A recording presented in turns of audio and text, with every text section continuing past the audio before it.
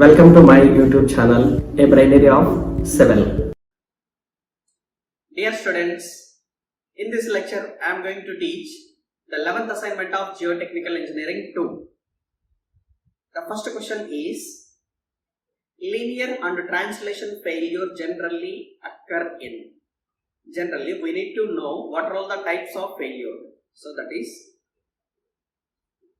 soil slope failures, or generally the first failure is transitional failure, and the second is rotational failure, and third one is wedge failure, and fourth one is compound failure. Okay, so now all these failures, these transition failures are infinite failures. Infinite failures will occur in natural slopes, and these rotational failures are finite failures. These finite failures occur in man-made slopes. Okay, so option A for question number 1. And question number 2, removal of the soil mass at the toe of a slope would lead to, obviously, when the soil is removed at toe of a retaining wall, so active earth pressure PA will be reduced. Clear? Option A for question number 2. Coming to question number 3, changes in the material properties with the depth of slope. For example, this is a slope, we go certain depth.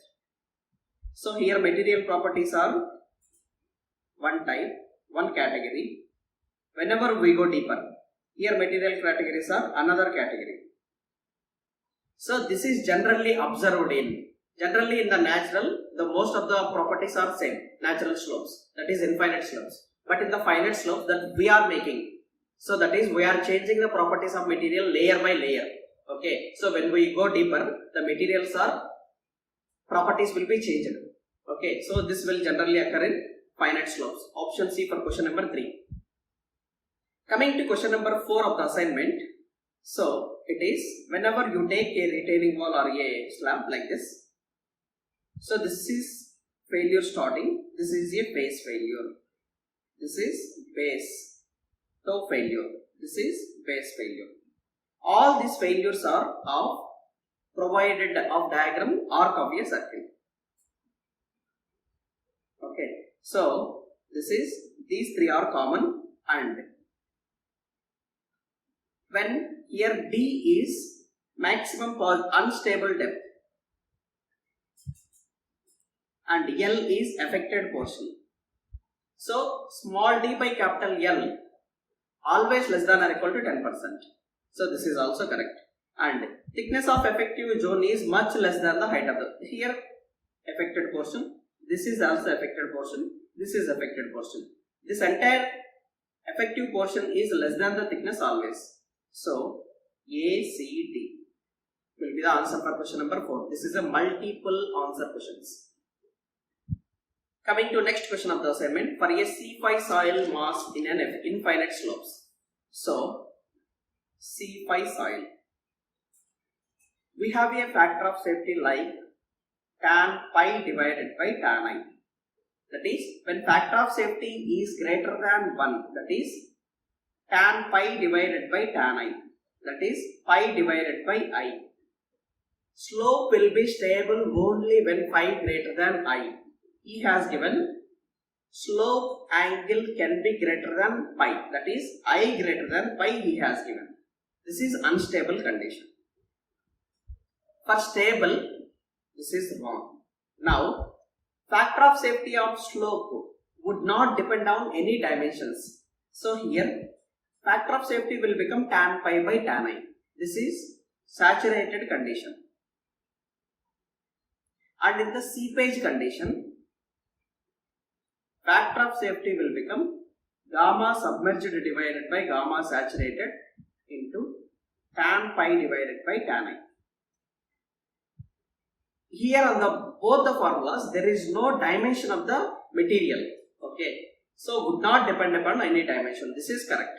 So 1 is false, 2 is correct. Option C for question number 5. Coming to question number 6. For infinite slope with water table at a depth d from the top, the total piezometric height will be. So for question number 6, total where the flow lines cut the atmosphere. So option D for question number 6. Coming to question number 7 of the assignment, when seepage is infinite slopes, for example, factor of safety will become tan pi divided by tan I when there is no seepage. When seepage is there, factor of safety will become gamma submerged divided by gamma saturated into tan pi divided by tan I. Okay. Gamma submerged and gamma saturated almost equal to 1 by 2. That is tan pi divided by tan I. So in the earlier case, the factor of safety is yes. Now in this case, it will become f by 2. So it will be reduced to half of the value. Okay. Option A for question number 7. Coming to question number 8 of the assignment, loss of shear strength in a slope is due to. So generally shear strength tau f is equal to C plus sigma bar tan phi. Okay. Because of compaction, sigma bar increases. When sigma bar increases, shear strength increases. So that is, this is not the correct answer. And infinite seepage. When infinite seepage is there, sigma bar decreases. When sigma bar decreases, tau f also decreases. Okay, this is correct answer. And increase in effective pore water pressure. So when pore water pressure U increases, sigma bar will become sigma minus U. When this value increases, this value decreases. Effective stress decreases. Effective stress decreases means there is a loss of shear strength. This is also correct. And when there is a settlements are more, okay, the shear strength will get reduced. So these three are the correct answers for question number 8. Coming to question number 9, last question of the assignment. So that is sliding and flow and fall and creep.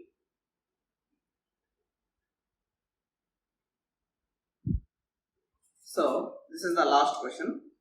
Generally, creep is a strain, that is a elongation under sustained loading for long-term duration. So we already know this is due to long-term strain.